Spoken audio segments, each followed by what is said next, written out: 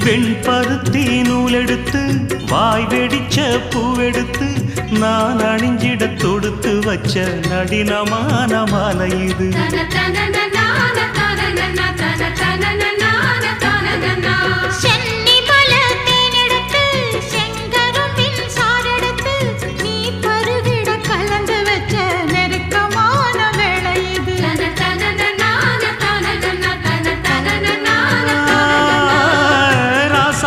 உடம்பிருக்கும் ரவிக்க துணி நானாக அன்னாடம் சூடி கொள்ள ஆசை வச்சாகாதா.